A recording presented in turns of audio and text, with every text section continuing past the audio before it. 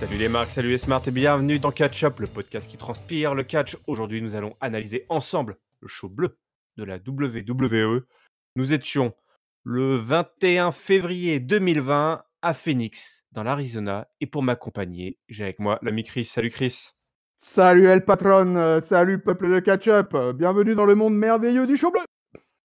Ouais, un monde merveilleux avec une grosse annonce ce soir, puisque nous avons eu des nouvelles intronisées, si Oui, je puis dire, hein, au, au Hall of Fame de la WWE. Nous y reviendrons, débattrons ensemble pour ou contre l'intronisation de ces personnes. Mais avant ça, c'est les Usos qui ont ouvert le show.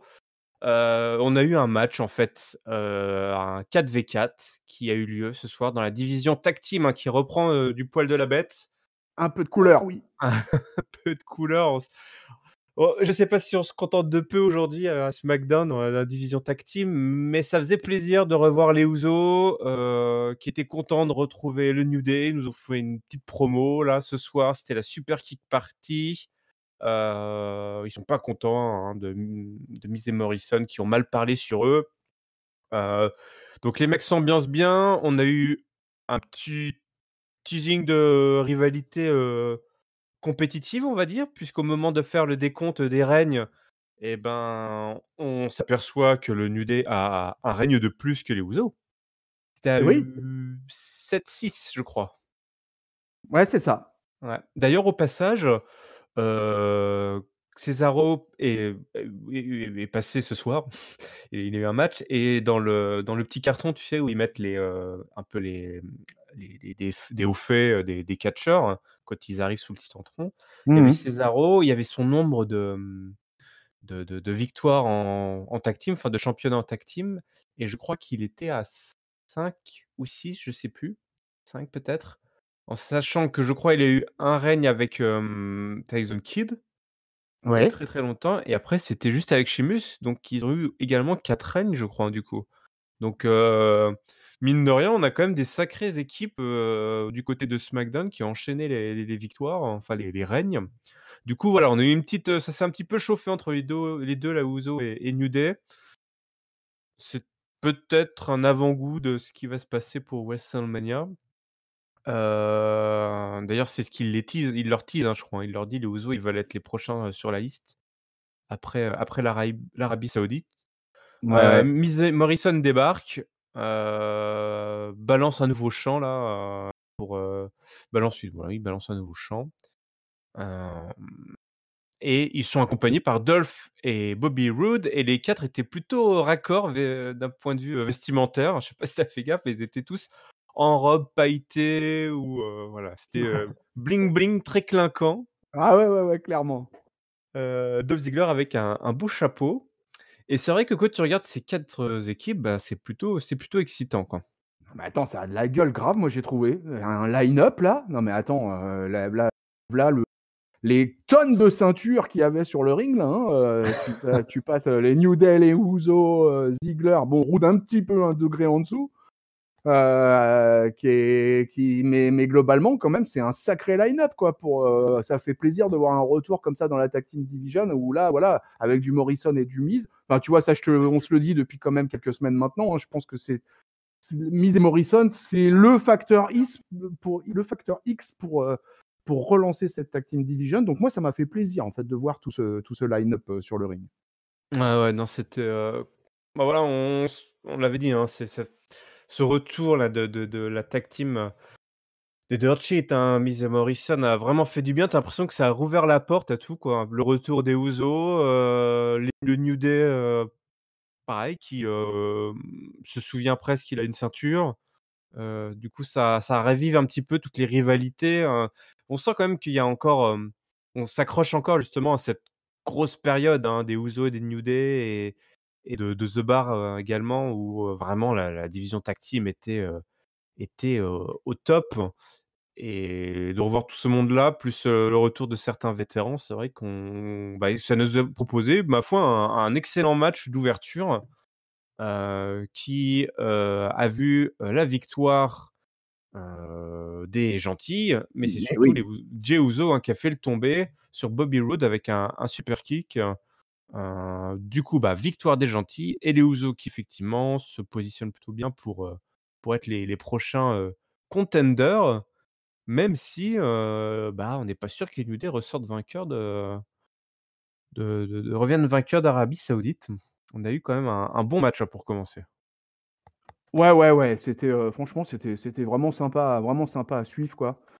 Les Usos, en mode super kick party, quoi. Hashtag, je fais un gros clin d'œil, aux Young Bucks.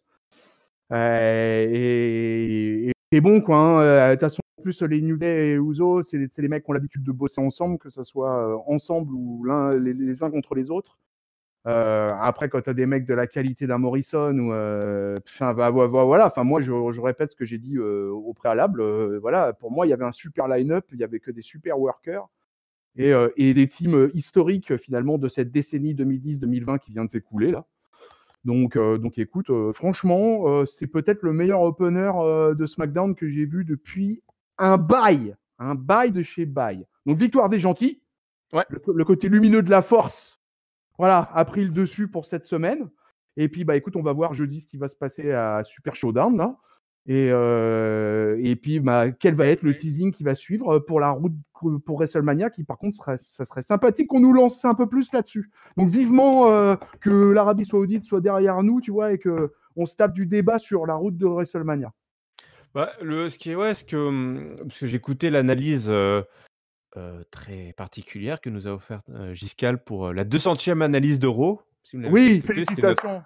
voilà. Ah, Pour bravo, là, ça respect. La 200e, là, mais alors, respect, quoi. alors pour l'anecdote, je m'en suis rendu compte après, tu sais, en faisant la cover de cet épisode, donc de cette analyse que Giscal a fait tout seul, la nuit, chez Abandonné de lui, tous. abandonné de tous et Le, le stu- le studio dans le noir. il devait pas faire de bruit, voilà, il fallait réveiller personne. Donc je vous invite vraiment à l'écouter parce que c'est un exercice, très, honorable qu'il nous a offert, Giscal. 1 heure, d'analyse de route tout seul Dans un, dans, et comme si on était dans un petit nuage de coton. Vous allez voir, ouais. vous allez vous sentir bien, vous allez vous sentir rassuré. Il est prêt à vous donner le biberon, Giscal. Ouais, Tchède, le biberon Tchède, hein, faut pas se le faire. Ça va le chauffer, et oui, ça fait bizarre, il parle tout comme ça. «Oui, bonjour, bonjour, c'est Giscal» et je me suis rendu compte après, j'ai fait: «Ah mais attends, c'est le 200e, analyse de Monday Nitro, quoi. Ah là là, oui, bon, voilà, on a fait un épisode spécial, une analyse spéciale sans même s'en rendre compte, pardon, avec Giscal». Et pour la petite anecdote, on avait commencé à faire les analyses de SmackDown, je crois au bout de la 14e, une dizaine je sais plus, 10 ou 15 épisodes plus tard, tu vois? On a commencé à analyser SmackDown. À l'époque, c'était un supplément qui D'accord. était genre 15 ou Ouais, 20 ouais. minutes, Ouais, 15 minutes, à la fin, ouais, je me et souviens, ouais. et après, le supplément SmackDown a pris son indépendance, Donc voilà, Et c'était la petite histoire, hein. la chrysalide est devenue papillon. Ah ouais, ouais. Et le papillon va devenir, une licorne ou quelque chose comme ça. Ou Rikishi. Ou Rikishi, quoi. Ce bon vieux Rikishi. Alors rien à voir avec Rikishi, on a eu, un petit peu les retombées, hein, de ce drame, qui s'est joué au restaurant la semaine dernière, hein, Otis, qui est arrivé au resto et Mandy Rose qui a bouffé avec Dolph Ziggler parce qu'elle pouvait pas rester toute seule quand même. Donc c'est, Tucker en fait, hein, qui discute avec Mandy Rose et Sonya Deville, hem, qui reproche à Mandy Rose, d'avoir posé un lapin tout simplement à son vieux pote, Otis, c'est le gars le plus sympa du monde, quoi. Franchement, c'est honteux ce qu'elle a fait. Ouais, Et il avait, surtout ouais, il avait même changé de slip pour l'occasion, oui! s'était mis de la bave dans les cheveux, bref, le Otis, il avait sorti le grand jeu. Ah là là, oui, il a mis des sous-vêtements propres. Et surtout, il nous dit: «Eh, c'est pas cool, d'avoir envoyé, un texto, la semaine dernière alors que disant qu'elle arrivait en retard alors qu'elle était déjà au restaurant» et ça expliquerait pourquoi, Otis est arrivé lui-même en retard finalement. parce que Mandy Rose lui aurait envoyé un texto lui disant qu'elle était à la bourre. Sauf qu'évidemment, ou alors elle joue double jeu, ce n'est pas elle qui a envoyé ce message. Donc tout un tout un grand mystère qui s'installe. En plus, il y a Sonya Deville qui dit que Dolph est plutôt c'est plutôt le genre de Mandy Rose et je crois c'est là qu'il était derrière Otis, il était caché derrière, les caisses ou c'était à Ouais, SmackDown? ouais, ouais, Ouais, ouais, ouais, c'est ça, ouais, je crois qu'il est caché, ouais. caché, oui, oui. Je sais plus si c'était dans la même séquence, mais en plus il était caché et il écoutait tout ça ou c'était une autre séquence, je sais plus. Mais tout ça est très drôle. D'après toi, qui a envoyé le texto? Sonia Deville. Mais évidemment que c'est Sonya Deville. Ah ouais? Pour toi aussi? Bah, ouais. Bah, le fait qu'elle dise: «Ah, tu sais, Dolph, c'est plutôt ton genre», et puis qui a accès au téléphone de Mandy Rose? Ah bah oui, ça bien sûr, on aimerait tous le savoir. Ouais. Si vous, auditeurs, avez accès au téléphone de Mandy Rose, n'hésitez Si vous pas à nous aussi vous êtes contacter. fan de si vous aussi vous êtes fan de plastique, dites-nous tout. Le Dites-nous c'est plastique, quoi c'est le fantastique. voilà, dites-nous tout, c'est quoi le 06, de Mandy? Bon, voilà, ça continue. Moi, je l'ai déjà dit, hein, j'adore cette storyline. Je trouve elle est plutôt, on a déjà eu bah, en fait, typiquement, c'est le même genre de storyline d'amourette, soap opéra qu'on a eu avec, et qu'on a peut-être encore, je sais pas si c'est terminé ou pas, avec Rousseff et Lana, mais en mieux écrit, en plus moderne, en plus subtil et en Ouais, moins, 15 minutes, 20 minutes de Lana qui hurle dans nos oreilles. Là, c'est des petites choses subtiles, il y a un peu de mystère. Qui a envoyé le texto? Mandy Rose, elle s'est peut-être pas catchée, mais elle a peut-être un avenir à Hollywood. Donc moi je suis plutôt ravi, hein, de cette storyline, ouais et de puis, nos cœurs brisés. ouais et puis Tucker est, un peu sous-estimé je trouve dans cette affaire parce qu'à chaque fois qu'il ses interventions sont plutôt bonnes. Là, moi je l'ai trouvé très drôle, Ouais. le vendredi soir là, dans son intervention quoi, sur tout ce qu'il dit et cetera. Puis tu vois, il se positionne vraiment c'est le pote, tu vois, super cool qui cherche à rabibocher, tu vois, qui dit: «Mais non», qui explique, tu vois, vraiment il est dans le rôle de l'ami là, tu vois, qui veut pas que son pote se retrouve en galère avec la meuf quoi, tu vois? Et moi je le trouve très marrant Tucker dans sur ce rôle-là quoi. Ouais, non, non, c'est, comment dire? Ils sont, Parce que plutôt investis, quoi. Otis, il est un peu stéréotypé, tu vois? Il va: «Oh yeah!» tu vois? Et puis, bah, bon, il va faire Tucker! son ouais, Tucker! Ouais, tu vois? C'est un peu ça, quoi. Et alors que du coup, c'est Tucker qui cherche à argumenter, tu vois? Ouais. À faire des phrases et puis bon, de temps en temps, il se plante parce que, bah, voilà, il dit une grosse bourde avec, bah, comme l'histoire des sous-vêtements propres, quoi. Ça Ouais, finit ouais, le pote qui veut trop bien faire. ouais, voilà, ouais, peuplé de ketchup, évitez de dire ça à une femme, quoi. Voilà, quoi. Ça, c'est pas le bon coup pour draguer, quoi. C'est vraiment pas la bonne solution. Donc, si vous avez un pote qui se lance dans ce genre de truc, c'est hop, hop, hop, hop, hop, hop, hop, hop, hop, hop, tais-toi. Ouais, un peu moins excitant, l'interview de Lacey Evans, Ouais, avec alors Renee là, Young. ouais. Renee Young est toujours dans les parages, ça fait plaisir de la revoir. J'ai toujours aimé Renee Young, pas forcément en commentaire, mais voilà, ça me rappelle Talking Smack. J'ai toujours une petite larme à chaque fois que je vois Renee Young, je vois Talking Smack et ça me rappelle la grande époque. Et elle nous explique un peu, je dirais presque 2 mois trop tard, Ouais, pourquoi bah voilà. voilà, Voilà. T'as Face Turn. résumé, là, t'as résumé en 2 phrases et en 3 mots, là, tu viens de tout résumer. Bon, bah, voilà, effectivement, elle nous explique qu'elle s'est rendue compte que c'était pas cool d'embêter les gens et que, bah, du coup, elle a appris, ces derniers mois, bah, qu'elle valait mieux que ça et qu'il fallait montrer une meilleure image, être, bah, le fameux rôle modèle et voilà, donc elle compte bien changer dorénavant. Timing un peu chelou, elle d'ailleurs, elle reconnaît elle-même qu'elle est retournée à la fin de la queue, quoi, de la ligne. Pour cette histoire de championnat et là, j'ai pas très bien compris, elle a parlé d'Elimination Chamber, qu'elle vous Oui. cherchait à participer, à avoir un shot à Elimination Ouais, Chamber. ouais. J'ai pas très bien compris parce que la chambre d'élimination est pleine du côté des filles, sauf si on en aura 2, ce que je pense pas Bah, ou écoute, alors moi, j'ai l'impression qu'il va y en avoir 2. ah ouais?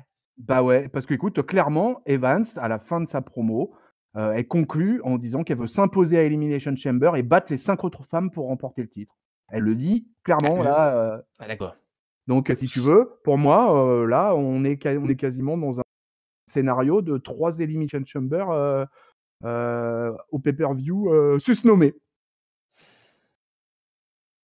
Non? Tu un doute? Je sais pas. Bah, Bah, est-ce moi qu'il j'ai va y en bah, avoir voilà, 3 ou est-ce qu'on moi j'allais dire j'ai plus de doute, hein. Franchement pour moi, voilà, c'est acté, quoi. ouais, c'est possible. Donc il y aurait 2 Elimination Chamber féminins et un masculin Voilà, et le masculin, ce serait celui qui envers bah, c'est ça qui est de bizarre. SmackDown. SmackDown, ouais, avec, The Fiend, celui qui nous dont on avait parlé la semaine dernière et qui nous tenterait bien, avoir The Fiend dans la cage, ce serait assez Oui, incroyable. oui, c'est un scénario que j'aimerais bien, ouais. OK, bah, écoute, on va voir s'il y a Voilà l'annonce officielle. et après voilà, tu as tout résumé dès le début, donc je ne moi mon analyse sur Lacey Evans, je ne vais que te paraphraser. Il fallait faire ça il y a 2 mois. Exactement. On reste, chez les filles. Je vous en ai parlé en préambule. Ce soir, on avait un épisode spécial de Moment of Bliss qui visiblement d'ailleurs est le premier talk-show, féminin, enfin avec une animatrice. Ouais. S Toi qui es notre mémoire vivante du catch, est-ce Ah que bah, tu nous confirmes que jusqu'à aujourd'hui, il n'y avait aucun, talk show donc hein, non. les VIP lounge, Ouais, ouais, les ouais, les petits barbershops et tout ce que tu veux, quoi. voilà, Il n'y a jamais eu dans l'histoire de la WWE un talk show d'accord. 100% féminin, animé par une femme. Et Ouais. ça, les femmes, si tu veux, ont toujours contribué à tous ces trucs-là, et cetera, ont quand même toujours été présents, parce que les femmes ont toujours été présentes, pas forcément bien utilisées, mais toujours présentes à la WWE. Mais effectivement, ce talk show, c'est quelque chose d'unique vis-à-vis d'Alexa Bliss, quoi. OK, écoute, ben, pour l'occasion, on reste dans la célébration, de la femme puisque nous accueillons ce soir les jumelles Bella, Nikki, Brie, heu, Enceinte, tout en voilà, ensemble jusqu'au voilà, cou. jusqu'au cou, ouais, c'est l'expression consacrée. Ouais, ouais et puis, on nous annonce tout simplement qu'elles rejoignent, le Hall of Fame, cette année. Donc on célèbre, la Bella Army. Ouais. Elles ont voilà, elles nous expliquent qu'elles sont très fières, hein, de, la division féminine aujourd'hui, hein, de ce qui est devenu, la division féminine à la WWE, hem et que du coup, ça se termine en plus avec l'arrivée de Daniel Bryan qui fait un gros bisou à madame. Heu, Avec Birdie dans les bras. ah oui, c'est vrai, il est venu avec Birdie, donc excellent. Papa poule. Donc voilà, on y est, hein, les Nikki et Brie Bella, Hall of Fame. Hem, pour ou contre? Ou bien au contraire? Ah, bien au contraire. Comme ça, je me mouille Bah, pas. merci, la réponse de Normand, ça va. Je te fais une réponse de Normand, exactement. Ah ouais. Peut-être ben oui, peut-être ben que non. Bah, Écoute, en plus, alors, comme ça va 1 sur 2. pour parler du talk show en lui-même, du segment en lui-même, j'ai trouvé ça très bien foutu. Le fait d'avoir fait ça à Phoenix pour t'assurer une pop, méga pop de la salle. Ouais, C'était les très jumelles bien étant foutu. originaires effectivement de La promo, Alexa Bliss a été égale à elle-même. Et là, ont plutôt fait une promo plutôt pas mauvaise. Elles étaient faciles, c'était easy, quoi. Voilà, c'était du beurre, hein. Voilà, il y avait plus qu'à tartiner, hein. Là, elles étaient en terrain conquis. Après, pour vraiment répondre sérieusement à ta question, parce que c'est du catch, c'est sérieux. Les Bella Hall of Fame, j'ai envie de dire, mais what the fuck, quoi. Mais putain, mais j'ai toujours trouvé, je les ai toujours trouvés exécrables dans le ring. Brie est responsable d'un nombre de blessures incroyables auprès de ses congénères pendant sa carrière dans le ring. Elle doit une grande partie de sa carrière, et d'ailleurs pour l'avoir vu à Paris, pour avoir aspiré le fait d'être la compagne de Daniel Bryan et se servir du Yes Chant. Et c'est ça qui l'a sauvée parce que tellement elle était mauvaise. Là, moi, je vais pas en dire du bien, les Bella, je vous l'annonce tout de suite, quoi. J'ai toujours trouvé Nikki Bella tout aussi exécrable que sa sœur dans le ring, mais beaucoup plus safe. Elle a eu des titres de championne du monde, soit, ok, mais je l'ai toujours trouvée très mauvaise. Et voilà. Et pareil, elle s'est servie de la pop du mari, enfin du mari, du futur mari qui finalement ne l'a jamais été, en l'occurrence John Cena. Et franchement, les voir au Hall of Fame alors qu'elles ont arrêté leur carrière, il y a quoi? Elles étaient encore dans le Rumble de l'année dernière ou je sais plus quoi. Donc on parle pas d'un truc qui s'est passé il y a 10 ans, merde. Et ces nanas, elles se retrouvent dans le Hall of Fame. Donc moi, je suis contre. effectivement, alors, voilà. Le truc est qu'effectivement, Brie et Nikki, c'est pas que des catcheuses, heu et qu'elles ont on va dire, une attention mainstream Mais qui oui, est tellement forte et qui a été tellement forte. Elles ont quand même voilà, avec tout leur reality show, elles ont participé à plein d'émissions, elles étaient un petit peu elles ont été, hein, le visage, féminin de la WWE oui, pendant 5 à 10 ans. Donc c'est tu vrai as que raison, tu as raison. on récompense pas que des catcheurs et des catcheuses pour ce qu'ils ont apporté entre les cordes. D'ailleurs, il y a des chaque année, d'ailleurs, c'est peut-être elles qui ont ce rôle-là, je ne sais pas. On introduit des personnalités mainstream, toi, des sportifs, ou des animateurs de télé qui ont contribué à la mise en lumière de la WWE. Donc elles sont presque de ce côté-là de la barrière, hein, d'avoir été justement, participer à créer des ponts entre le catch et le grand public. Et c'est probablement ça pas ça qu'on récompense, mais c'est un de leurs hauts faits et c'est pas étonnant. Ouais, moi j'aurais été moins outragé si introduit dans le Hall of Fame, genre en 2025 ou en 2030. Ouais, mais ça Là, alors ça moi c'est perso, moi, perso, je le dis, comme ça, comme je le pense, j'aime pas. ça J'aime pas. ça ça c'est un autre problème effectivement où on se retrouve parce que regarde, qui d'autre? Qui est la tête de pont de cette cuvée 2020? C'est Batista. C'est Batista, ouais. Batista, il a Ah, catché il y a 1 an encore, hein. quoique ouais, mais bon, c'était un one shot, c'est quand même un peu, Ouais, bah, les Bellas mais et puis finalement, finalement c'est la tête d'affiche, tu as quand même la NWO, ça représente quand même sur un plan historique, quand même, cette introduction au Hall of Fame de la NWO, c'est quand même, quelque chose, d'important aussi. ouais, ouais, bien sûr, mais tu as toujours ce mélange un peu entre, jeunes retraités. Regarde Edge, qui a été introduit, il s'est cassé la nuque, il a été introduit et puis regarde finalement 10 ans plus tard, leur voilà. Mais ils ont tendance aujourd'hui parce qu'ils vont très vite à et puis peut-être que, hem, ils ont déjà gratté, un grand Ah paquet de méga stars avant ou alors il y en a ah qui sont encore boudés Après, je vais dire sur le Hall of Fame, pour moi, c'est anecdotique finalement, le fait que les Bellas soient nommées, au Hall of Fame. ouais. Mais, parce que par exemple, tu vois, là, il y a des bruits qui courent de plus en plus insistants que, Davey Boy Smith, le British Bulldog, serait introduit cette année. Et, moi, j'adorais le British Bulldog, quoi, et donc, qui a fini tragiquement. Et tu vois, par exemple, voilà, pour moi, ça aura beaucoup plus d'impact, de voir le British Bulldog au Hall of Fame cette année, comme je le réclamais à cor et à cri en 2014 pour le Macho Man.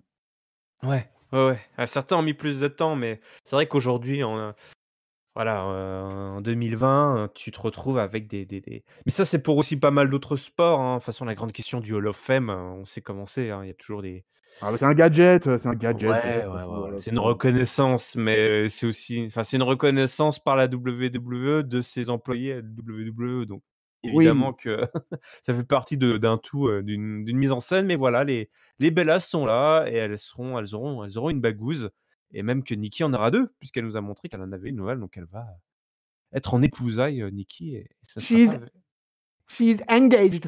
hein, hein, Ah, ah, ah. avec son prof de danse, ça c'est You terrible, quoi. can dance but you can't touch. Bah, raté. Bon, on parlait de Daniel Bryan, il nous a encore offert alors je sais pas trop ce qui se passe avec Daniel Bryan, mais il nous a encore offert une séquence backstage, mais j'ai été plié avec Heath Slater. Oh, mon Dieu, j'étais mort de rire. C'était donc il était backstage, et il était avec Drew Gulak. Alors c'est pas Drew Gulak, c'est de l'or en barre ce mec. Il arrive et il fait: «Ah Daniel, je t'ai un petit peu observé ces derniers temps, bon voilà, il y a quelques failles dans ta stratégie, ta tactique de match, voilà, laisse-moi t'aider», et il dit: «Ouais, contre Thomas», il parle de son match contre Heath Slater et tout d'un coup, il y a un mec qui se retourne, qui était derrière et c'est Heath Slater et qui fait: «Waouh, on n'invoque pas le nom des Slater en vain, tu cherches la bagarre, tu veux un rematch, tu veux un rematch». Les 2 commencent à s'embrouiller, il fait, et puis Daniel Bryan commence à parler des gamins, je crois, de Heath Slater et il fait, enfin, il lui dit un truc genre: «Je voudrais pas t'embarrasser devant tes gamins». Il fait: «Ah personne ne parle de mes gamins, à part moi». et il fait, comment il lui a fait aussi à un moment donné? Il lui a fait, ah ouais, j'étais pas prêt. Il cherche des excuses par rapport à sa défaite de la dernière fois. Il fait: «Ah j'étais pas prêt, j'étais pas prêt». Et puis après, il fait: «Ah là là, dans ce cas-là, est-ce que tu as un match?» Il fait: «Ouais, mais je suis toujours prêt, je suis toujours prêt». Et donc le mec s'excite et puis ils ont eu un match et puis Daniel Bryan a remporté ce match avec, aux commentaires, on avait Drew Gulak qui a fait toujours du super, super boulot. Mais par contre, moi ce qui m'embête un petit peu, c'est que dans tout ça, on a un petit peu perdu le Daniel Bryan qui commençait à péter un câble, hein. Ouais, ouais, ouais, il y a une espèce d'accalmie, quoi. Ouais, petite accalmie. Bon, en tout cas, moi, ça m'a bien fait marrer. Je sais pas si tu étais client de ce genre de Ouais, séquence? ouais, ouais, ouais, c'est tout pas mal. En fait, c'est goût-là que j'ai bien aimé sur le justement, ouais, ce principe de dire: «Ah bah, limite, tu vois, ouais, moi, je serais presque prêt à te coacher, quoi, Daniel, quoi». Et donc ça, Mmh. c'était voilà, avec le PowerPoint qui va bien, donc ça pourrait être marrant. Ça peut donner, quelques segments, assez marrants pour, d'ici là. Après le match est totalement anecdotique, quoi, totalement random, mais c'est pas pour le match qu'effectivement, que ce segment est intéressant, c'est plutôt ce qui se passe avant. Ouais. Je crois que c'était surtout pour le truc de l'introduction des Bella avec, Daniel Bryan qui rentre sur le ring avec sa fille dans les bras, enfin qui rentre sous le petit tentron avec sa fille dans les bras, tout ça, tu vois? Quoi, on nous a fait une séquence émotion à l'américaine. Ouais. Voilà, et puis, voilà, vraiment, enfin pour moi ça c'était plutôt, pour le coup un truc, très, très random, pendant l'épisode. Je sais pas si c'était random, mais c'était un sacré bordel. On a eu le second, match symphonie de la destruction de l'histoire de Ouais, la WWE. et attends, parce que moi, à ce moment-là, là, précis là dont tu parles, il y a eu un espèce de truc qui est apparu à l'écran là, un espèce de message je sais pas quoi, avec une enveloppe et puis une horloge. Que se Ah bah, c'est passe-t-il? bah, tu reçu un email, Chris, tout simplement. Ah ouais? Ah c'est ça en fait? Bah oui, faut checker ta boîte aux lettres. Je savais pas comment mais vraiment ça a envahi mon écran. Je me suis dit: «Mais c'est fou ça!» Ah, c'est les notifs aujourd'hui, tu peux pas les louper, hein. C'est les notifs catch-up, elles sont totalement hallucinantes en fait quoi. On se Ouais, croirait bah, dans c'est Matrix quoi. je vais t'envoyer un message: «Ah, Chris, je t'attends au studio, qu'est-ce que tu fous? Bouge ton cul». Non, mais oui, tu as raison, effectivement. Bah, alors, c'est marrant parce qu'il y a 1 ou 2 semaines, il y avait eu déjà comme ça, comme des glitches lors de l'enregistrement, mais il s'était rien passé. Du coup, je me suis dit: «Bon, bah, écoute, c'est, la Fox qui déconne, quoi». Ça me paraissait un peu gros, mais je dis: «Bon, bah, j'ai l'impression qu'ils en font pas grand-chose». Surtout qu'on a eu droit un peu à la même chose, du côté d'NXT, hein, pour le retour, de, de notre ami, Velveteen, qui avait un Oui, peu fait une c'est petite vrai. mise en scène de hacking, de show télé. Là, effectivement, ils nous remettent le couvert. Il y a, par 2 fois des glitches comme ça, hein, qui apparaissent à l'écran, dont un effectivement où on voit une espèce d'icône, d'email, donc de message, hein. Visiblement, c'est quelqu'un qui arrive, qui a un message pour nous. Hem, je ne pense pas personnellement que ça soit un nouvel arrivant. OK. Bah, sur la route à 40 jours de WrestleMania, Ouais, ou alors faut que ça soit un nom, ouais, ouais, c'est ça. 2 totalement choses, incroyable. soit c'est un retour, pourquoi pas, mais un retour de quelqu'un qui justement a suffisamment la cote pour WrestleMania. Moi, je pense en mode WrestleMania, toi, ou alors Elimination Chamber, mais pour Ouais. WrestleMania, ou un mec qui était, là, il y a pas très enfin, que je parle d'un retour, c'est un mec qui est là, qui était pas là depuis très longtemps. Ou alors un petit, repush, tu vois, un petit repackaging, d'un mec qui était mis un peu sous la couverture, qui a été un peu mis à la niche. Ouais, alors il y en a pas mal les mecs qui ont été mis à la niche quand même. Ça va être un peu compliqué de choisir dans le lot. Bon, est-ce qu'on peut se mettre d'accord que le truc le plus évident, c'est, Mustafa Ali? Et pourquoi ça serait le truc le plus évident? Bah, des lumières bleues qui clignotent de partout, le côté, vigilant, donc qui hack, Ah ouais, tu ah vois? ouais, ah ouais, ouais, avec son masque qu'il porte Ouais. sur l'entrée sous le titantron. Effectivement, c'est une bonne analyse mon cher El Patron. C'est pas mal, c'est pas mal. Plus, souvenons-nous qu'il y a 1 an, c'était le malheur pour, Ali qui n'avait, pas pu participer à l'Elimination Chamber, qui avait laissé sa place à à Kofi Kingston. Et du coup, bah, c'est un coup dur quand même pour lui et là, on approche de l'Elimination Chamber, ça va peut-être être l'occasion pour, Ali si du coup alors ça, c'est dans le cadre peut-être que ça nous spoil le fait qu'il y aura véritablement un match Elimination Chamber, masculin du côté de SmackDown. Puisque quoi de mieux pour Mustafa Ali que de revenir au moment du pay-per-view, de l'année dernière où il avait vu un peu, sa carrière, enfin sa montée en puissance dérailler. Et ouais. Et puis Grosse voilà. sortie de route à Elimination Chamber, mais Elimination Chamber fait et défait les carrières. Ouais, bah là, il va peut-être vouloir refaire la sienne. Donc moi je mets ma petite pièce sur Ali. Tu as d'autres idées en tête, non? Ah bah alors là, pour le coup, je t'avoue que je n'ai aucune inventivité. Je n'ai vraiment pas, à part effectivement, j'étais plutôt dans ce que tu disais au départ. Merde, j'ai un email, c'est quoi ce bordel qui apparaît sur mon écran? Tu vois, je suis resté très simple et basique sur ce coup-là. Et du coup, bah, écoute, ton hypothèse de Mustafa Ali me va très bien, je la valide et on en reparlera, mon ami. OK, ou alors tout simplement le retour du, général manager anonyme. Oh non, non, and I quote! Oh non, pas ça, tout mais pas ça. Symphonie de la destruction, 2e concert. Alors, est-ce que tu peux rassure-moi, c'était bien déjà Elias contre Braun Strowman, enfin c'était Elias contre Braun Strowman qui nous avait offert cette Ouais, ouais, première ouais, tout à fait, ouais. itération. Donc Ah c'est ouais, ouais. marrant, toi, ils Non, se retrouvent où ensemble. Braun Strowman avait explosé son violoncelle, ou sa contrebasse, Mmh mh. en étant assis sous le Titantron. Ouais, bah, c'est amusant, hein, cette semaine, ils étaient ensemble dans la même stipu. Et ouais. Elias nous fait une petite chanson, ils affrontent ce soir Cesaro et Nakamura. Bon écoute, c'était un match, j'ai trouvé plutôt fun. Ils ont foutu comme un c'était très absurde, tous ces spots avec la cloche suisse, le bong, voilà Nakamura qui qui tape le gong, et qui se met un gros running knee, qui s'explose le genou, sur le gong. Ça, c'était vraiment très drôle. Avec, évidemment Sami Zayn qui est, dans tous les sens là, à gauche, à droite.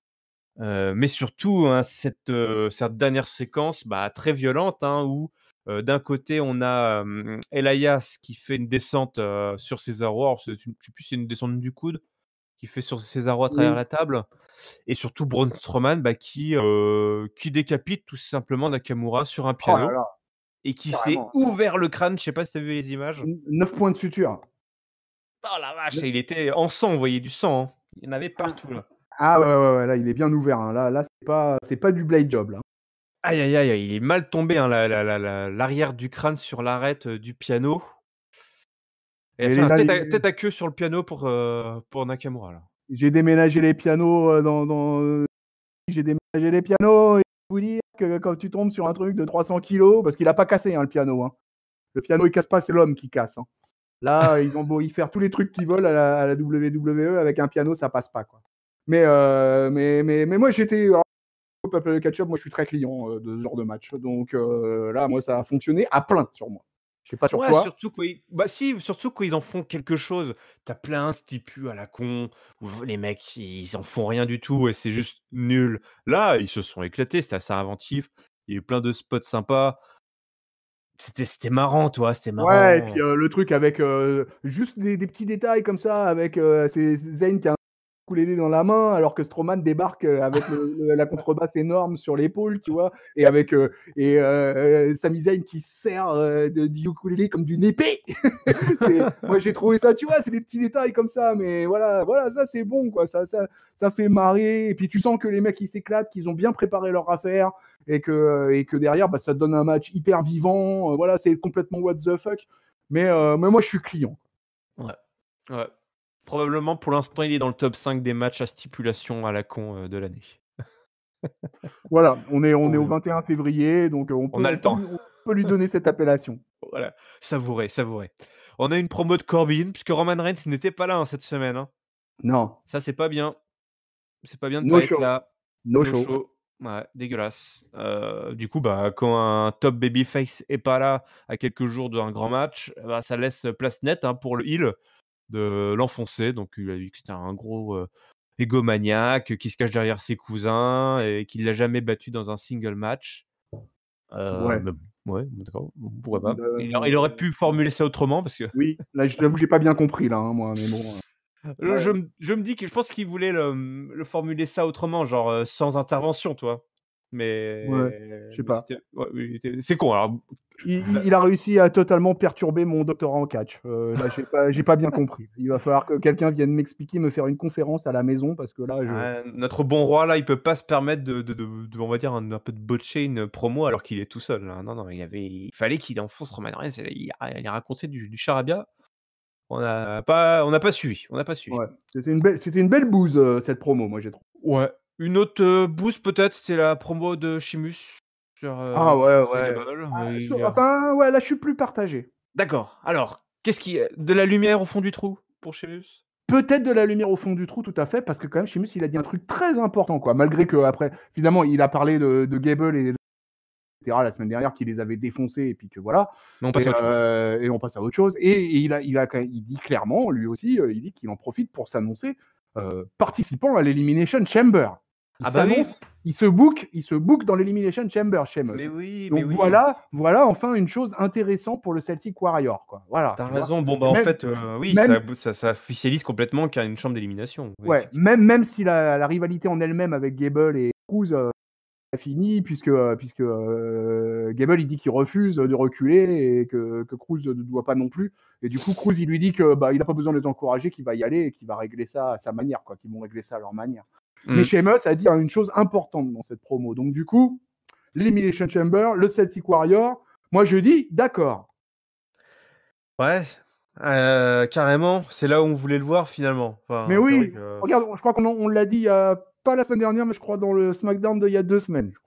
ouais, bah, oui, c'est exactement c'est là où il doit être. Celtic Warriors a décroché des têtes, d'autres gars, dans sur je sais pas, sur 5 m², toi, Ouais, ouais, exploser du plexi avec le Brock kick, voilà, c'est comme ça voilà, qu'on veut le voir l'Irlandais. exactement. Bon, peut-être un petit est-ce que tu crois à la présence peut-être d'un Gable dans la chambre d'élimination? D'un Peut-être? Gable ou d'un Cruz, peut-être, Ouais, ouais, je sais pourquoi pas, pas, toi? je sais pas. Attention, Ça commence à faire du monde là, hein, et puis il y les a places vont ouais, être ouais, chères, ouais, les il y places a vont être 6 chères. il y a 6 spots, hein, il y a 6 spots, hein, donc j'espère que alors j'espère, moi voilà, un de mes souhaits par rapport à ça, c'est que, j'espère qu'il va y avoir des tickets qui vont être gagnés par match dans les Ah weekly. ouais, ouais. Tu vois? Avant qu'on arrive au pay-per-view. J'espère qu'il va y avoir un bon booking dans les weekly et qu'on va avoir droit un peu à de la compète avec des mecs qui obtiennent leur ticket par un match. Ouais, ouais, bah, peut-être un Gable contre Cruz, ça serait pas mal ça. Un Gable Pourquoi Cruz pas? justement. Pourquoi pas? Toi, le mec sont en mode: «Ouais, non, mais je vais me débrouiller tout seul», et ben, paf, tu les mets l'un en face de l'autre pour avoir un ticket pour le l'Elimination Chamber. Voilà. Ouais, je suis comme toi, c'est bien d'avoir des mecs qui, sont une espèce de ticket je sais même pas si c'est bien en fait. Bah, là, c'est bien parce que tu as Sheamus qui annonce, sa présence, mais c'est vrai que c'est quand même plus sympa et puis attends, c'est facile à faire. Tu bookes, pendant deux Mais trois oui, semaines là, des tickets là pour effectivement décrocher ta place, dans la chambre d'élimination, non, non, c'est bien, c'est bien, c'est bien, c'est bien. Bah, écoute, je crois qu'on arrive au dernier match de la soirée. oui, Ces femmes, Carmella, Naomi pour un match de First Contender. Un match qui était pas tiré, mais qui a duré quand même presque un quart d'heure, avec une victoire, de Naomi, heu, qui a fait avec son moonsault là, pour la victoire, Naomi qui va aller chercher Bayley tout simplement à Super Showdown. Voilà. voilà, le match féminin, de cette soirée-là. Ce sera quand même un match de championnat ce coup-ci et Carmella et Naomi qui ont quand même souvent des tenues assez, colorées et affriolantes donc je sais pas pour l'Arabie Saoudite comment ça va se passer ça. Elles vont être donc en t-shirt et je pense en pantalon de catch, voilà et du coup ça nous donne l'affiche de Super Showdown. Bon voilà, tu l'as dit, hein, c'était un match très moyen. Elles ont eu du Moi mal à être c'était très, pas du alors tout moi je connecté quoi, il y avait beaucoup de ouais, contretemps. ouais. Bon et puis moi j'ai tendance un peu à rejeter la faute sur Carmella, hein, parce que moi je trouve Carmella très mauvaise dans le ring et alors qu'à part ses kicks qui sont pas trop mal et alors que par contre j'ai toujours, trouvé à Naomi, beaucoup de qualités athlétiques et tout ça et Naomi elle est capable de sortir des gros moves. Ouais, ouais, il y aurait on aurait pu le raccourcir un petit peu. Il y a vraiment que Mmh. sur la fin où ça s'est un petit peu Ouais, emballé, mais les 10 premières minutes, oh là ouais, là là là. ouais, c'était un peu purgesque, hein. Ah ouais, c'était, elle avait rien préparé, c'est vrai que Carmella, toujours du mal à être dans le bon timing. Ah ouais, non mais ouais, c'est fou quoi, c'est fou, Et c'est hein. vrai que Naomi est athlétique, mais du coup, elle va pas forcément porter le match, tu vois ce que je veux Et dire? puis En termes de touch. Carmella, elle doit pas bien apprendre, pas bien assimiler les consignes d'avant-match, quoi, parce que qu'est-ce qu'elle peut parler à l'oreille de son adversaire tout le temps dans tous les combats. Ouais, En fait, on a l'impression qu'au bout de 2-3 minutes, ça y est, elle est perdue, elle se souvient plus des passes, elle se souvient plus des passages, elle se ouais. souvient plus, tu vois, et du coup, elle arrête pas de parler à son adversaire. Tu vois, c'était un truc que je reprochais à Cena là, sur sa fin de carrière aussi, c'est de faire beaucoup de calls, et trop de calls que t'entends, quoi, tu vois, quoi. Et au bout d'un moment, ça gâche le truc, quoi. Et Carmella, elle arrête pas de faire des calls sans arrêt, quoi. Et ça, c'est infernal. Ouais, ouais, non, non, c'était pas terrible. Heureusement ou malheureusement, le show s'est pas terminé là-dessus, Non. puisque Goldberg a décidé de sortir de son garage et de venir, dans l'Arizona. Je sais pas où il habite, peut-être qu'il habite pas très loin, pour aller provoquer The Fiend. Goldberg est là entre les cordes, il nous balance une petite promo, mais, vite interrompue, hein, par la Firefly Funhouse. Hem, mais Goldberg ne se laisse pas démonter et il nous Ah dit, non. «Peu importe où tu es, je suis prêt. Je suis pas là pour jouer à tes jeux, je suis là pour prendre ton championnat». Bray Wyatt n'est pas d'accord. Il lui présente tous ses petits copains, la marionnette, le vautour là, et puis, et toute la famille qui disent tous, qui sont très polis, hein, ils sont plutôt bien éduqués tous ces gens-là. Ils disent, «Salut à Goldberg» et le Fiend apparaît et là ça m'a fait marrer Goldberg qui fait: t'es derrière moi, hein, The Fiend, hein, je le sais». Il se retourne, effectivement, le mec qui est là, il lui colle un gros spear. Le Un Fiend gros est un spire. Ouais, le Fiend est un peu sonné et il redisparaît, alors que les lumières, s'éteignent à nouveau. Et puis, bah, voilà, Goldberg est là et puis il prend un peu de pop à quelques jours de l'Arabie Saoudite. Combien de spears va se bouffer The Fiend avant de gagner le match? C'est la Piou, question aïe, que aïe, aïe, aïe, aïe, aïe. Ça va être un peu à l'équivalent du Cena Brock Lesnar ou 16 German Suplex, là. ouais. Ça se trouve, il va prendre peut-être 15 spears, le Fiend. Alors, en tout cas, Goldberg, alors vraiment, s'il y en a un qui vend pas la peur, c'est bien Goldberg, hein, sur cette affaire, hein, parce que Goldberg, il en a, mais en mode rien à foutre. Voilà, quoi. Moi, le Ouais. Fiend, mais alors, rien à foutre, quoi. Moi, je vais te défoncer, j'ai pas peur de toi. Tu me prends pour un baltringue, mais moi, je peux te défoncer à coups de spear. Enfin, vraiment, la Goldberg, il est dans un mode de personnage là où il apparaît presque aussi, si ce n'est plus indestructible que le film, quoi. C'est assez incroyable comment l'affaire nous est vendue là. Et du coup, c'est Euh, plutôt une bonne chose. Moi, c'est vrai que ça sur le coup, je me Attends, dis, mais ça me dérange enfin, c'est pas que ça me dérange, mais je me dis: «C'est un peu est-ce que c'est pas un peu dommageable que, on envoie dans les pattes de The Fiend un mec qui a vraiment pas peur de lui?» Mais on est pour la première fois face à un catcheur qui brise le mythe du film, si tu vois ouais. ce que je veux dire. Si tu vois, c'est-à-dire que c'est le premier qui vient sans aucune, il y a pas de mind games psychologiquement, il est aucunement atteint, le papy vétéran. Il a que envie de défoncer le démon et vraiment il ne vend, là on peut le dire, il ne scelle rien quoi. Mais du coup, au début, je me disais ça, je me dis effectivement, il y a le mec qui innocelle le personnage qui est en face de lui, mais c'est peut-être pas plus mal parce qu'effectivement, c'est Goldberg, donc s'il y a bien un mec qui peut ne pas avoir peur, c'est Goldberg. Et 2, la victoire n'en sera peut-être et l'impact peut-être, je sais pas comment ils vont le tourner ça, c'est quand même ça reste un one shot, donc je suis pas sûr qu'il va y avoir des, comment dire? Des conséquences très marquées sur Goldberg, tu vois? Après sa rencontre avec The Fiend. Puisque a priori, normalement, les gens qui croisent The Fiend, heu, sombrent après dans le tourment. Mais pour autant, ça va être d'autant plus, une victoire d'autant plus, forte pour The Fiend si bah, il ressort vainqueur, face à un mec qui est sûr de lui, qui arrive en fait, c'est le cliché du gros costaud qui a peur de rien, qui se croit plus malin et plus fort que le monstre de l'histoire et qui finalement, bah, doit se coucher également, donc c'est plutôt un bon angle vu le contexte, de ce Ouais, match. ouais, c'est l'originalité en fait du principe que au vu du comportement de Goldberg, et ben Là, on est face à un mec qui ne scelle rien, face à un mec qui ne scelle rien aussi, normalement, tu vois? Un no-sell Et match. on va avoir un no-sell match, quoi. Et après, moi, j'ai une question pour toi qui me brûlait les lèvres depuis le début du truc, quand on arrive enfin à ce dernier segment de SmackDown, c'est est-ce que tu crois pas que Goldberg, il va le gagner le titre? Non, Goldberg va pas gagner le titre. Pour toi, il va pas gagner le titre? Non. Tu Bah vois pas écoute, là, c'est bien le parce que moi, je crois que Goldberg va gagner. ah ouais? Et Bah qu'il le ouais. reparlerait rapidement derrière? Je crois que Goldberg va gagner et je crois que The Fiend va aller dans les Chamber et franchement, Et qu'on aurait je un rematch peut-être de The Fiend contre Goldberg à WrestleMania? Tu peut-être, ouais, alors après ça, après ça, alors là, je suis plus, j'ai plus de retenue.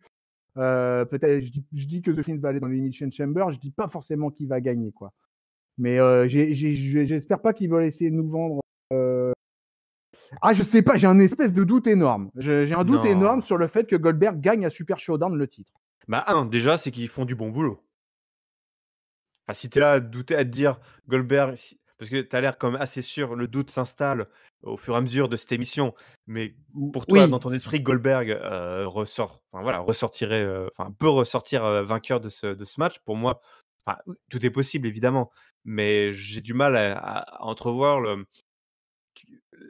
la justification, si tu veux, ah, d'un point de vue, d'écriture et de booking sur une victoire de Goldberg et surtout une victoire pour laquelle il remporterait le titre. Parce que tu peux, à la limite, imaginer une victoire de Goldberg, sans pour autant qu'il remporte le titre. Toi, c'est typiquement ce qui s'était passé avec, le match de mon face à Seth Rollins, quoi, mais, en retirer la ceinture de The Fiend, par Goldberg, donc qui est un super part-timer, mais qui est quand même, qui reste un part-timer. Enfin, j'ai du mal à ah ouais, ouais, entrevoir mais le tellement il y a un j'entends énorme travail qui a été fait sur The Fiend, quoi. tes arguments et je les trouve, complètement justes, quoi. Mais je sais pas, moi, c'est un espèce de ressenti, surtout sur le dernier run de Goldberg, ça s'était passé de manière assez mitigée avec le public. Là, depuis son retour, il a le droit à des pop mouse costauds. Je suis justement surpris de ça. Je suis surpris du no-selling absolu. Alors, j'ai lu, je crois, dans votre sketch, le chroniqueur de votre sketch qui parlait sur le segment, apparemment, était pas content du segment et trouvait que, justement, voilà, Goldberg, il vendait pas, qu'il aurait bien aimé que Goldberg, il vende de la peur et tout ça. Et j'ai envie de dire à ce chroniqueur, écoute, jeune homme, désolé, mais là, c'est pas du tout ce qui se passe. Là, Goldberg, il est en mode destruction, il est en mode spear, et il a envie de défoncer du Fiend. Et finalement, il est en très bonne condition physique.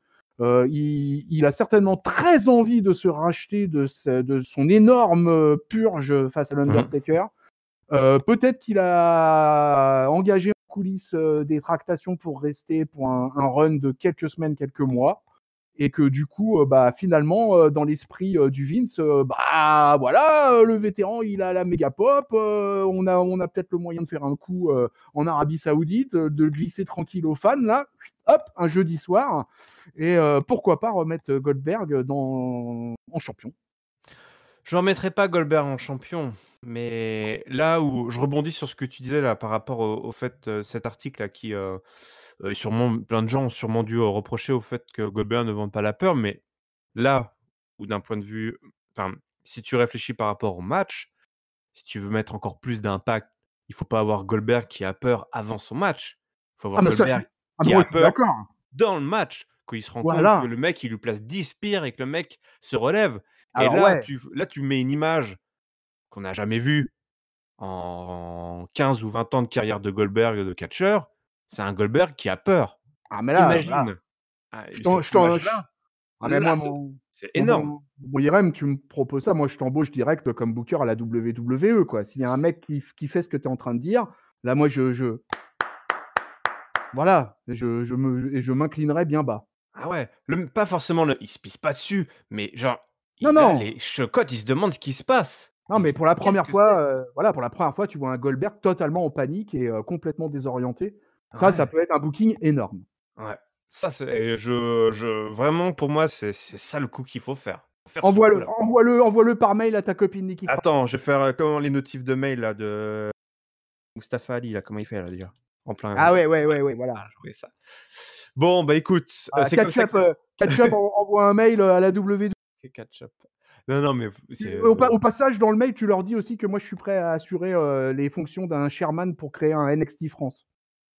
Oh là là, et puis pour avoir à droit des no-sell match encore aussi là, parce qu'on dit que c'est un no-sell match qui arrive, mais finalement les no-sell match on les a déjà à NXT.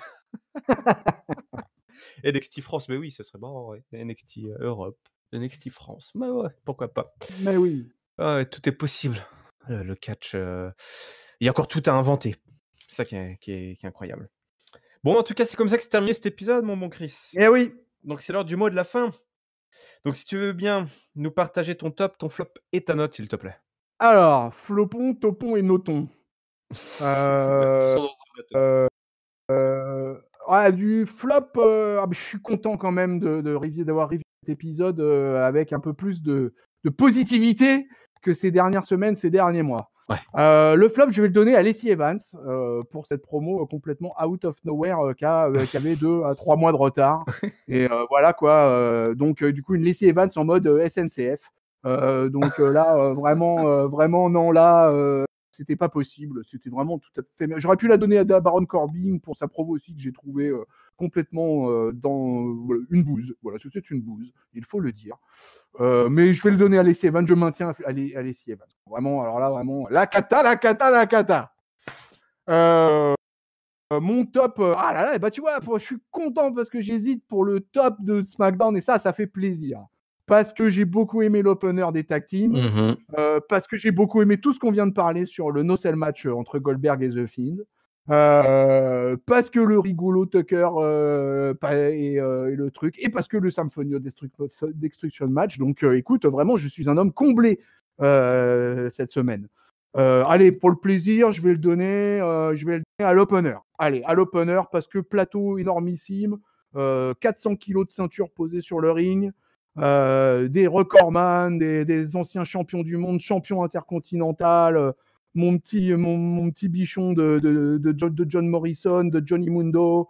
Voilà, ça m'a donné le smile de commencer un SmackDown comme ça. Donc pour cela, je vais lui donner mon top. Et ma note, et ça fait un foutrement plaisir depuis des mois que je suis en total Captain Lexomil avec SmackDown. Et ben là, je vais lui mettre un 3,25 à ce SmackDown. Ah, bah, ça fait plaisir.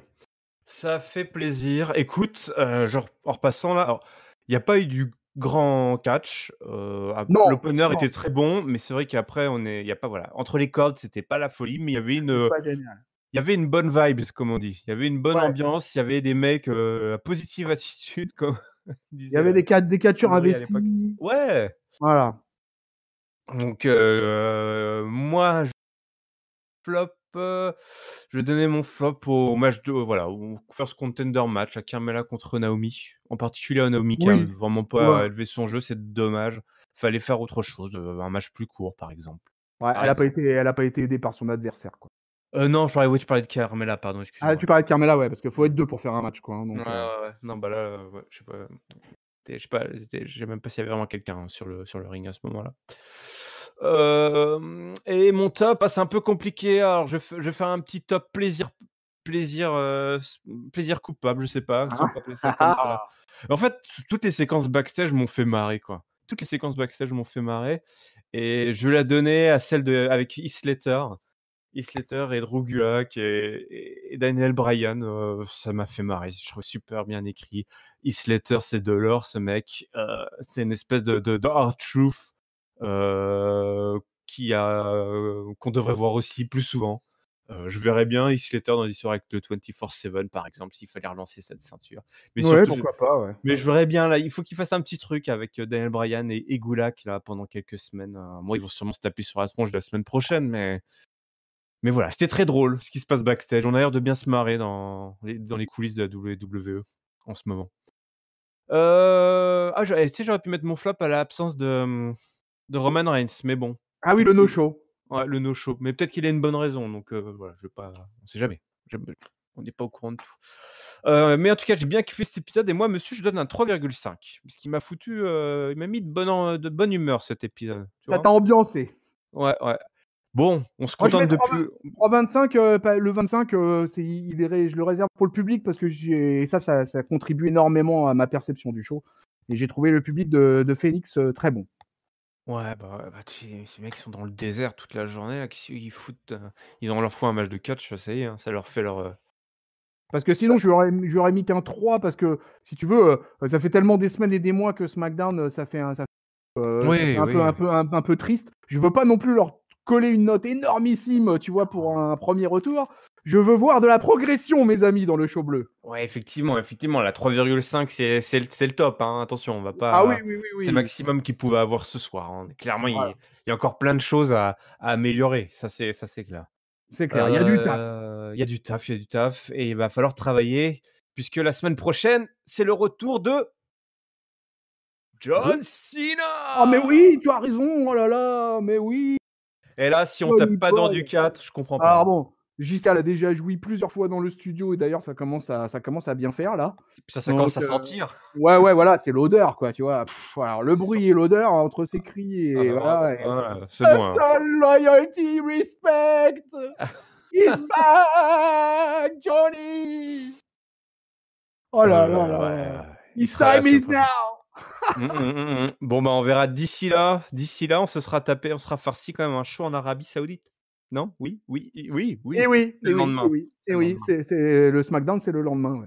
Eh oui, Ouais. alors ça va être chaud, hein, en termes de visionnage là, s'encaisser le Super Showdown, le SmackDown dans la foulée, sachant que le Super Showdown ça dure, 8h30, ça va être compliqué, quoi. Ouais, bon après on a pour nous le fait que c'est plus accessible niveau horaire. Je sais pas exactement à quelle heure ça commence chez nous, peut-être 6 heures je crois, un truc comme ça, Ouais, 18 heures. ouais, bah, moi je pourrais pas le voir dans les conditions du direct donc Ah moi non plus, je suis dégoûté. Pas pouvoir du tout, je serai pas là, accaparé à faire d'autres choses. et oui, ça arrive des fois. Ouais, faire d'autres choses. Mais bon, on se rattrapera, on regardera, ça c'est sûr. Allez, on vous laisse. Catch Up évidemment, c'est votre show qui résume et analyse tous les shows de la WWE toutes les semaines, hein, chaque semaine, hein, ça quand même, ça fait 4 ans, hein, 4 ans. Puisqu'on vous dit qu'on est entièrement dévoué à la cause. 4 Heu more years! 4 more years! Vous pouvez nous suivre évidemment sur, tous les, applications traditionnelles, habituelles de podcast, Apple Podcast, Google Podcast, Spotify, Deezer, PodCloud, j'en passe et des meilleurs. YouTube, n'hésitez pas à laisser un petit commentaire, n'hésitez pas également à nous mettre, des pouces, des étoiles, à nous commenter, mettre des petites reviews sur les applications qui permettent de le faire, Apple, Google, PodCloud. Vous pouvez mettre une petite review, mettez une petite review, ça aide à être un peu mieux référencé. Abonnez-vous évidemment pour ne louper aucun épisode. Je te remercie Chris pour ta présence C'est moi le patron qui te remercie, c'était un plaisir as usual. Tag Team Bleu! et on vous donne rendez-vous évidemment la semaine prochaine. D'ici là, on vous souhaite à toutes et à tous une bonne semaine pleine de catch. Salut, salut. Salut Irem, salut peuple de Catch-Up!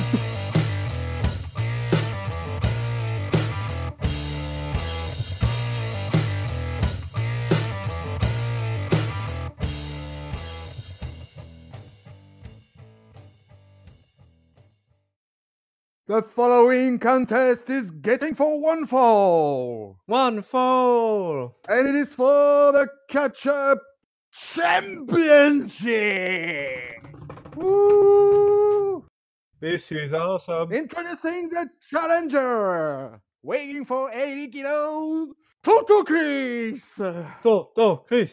And the current champion, El Patron Yerem, weighing at Let's go. Yerem. Yerem sucks.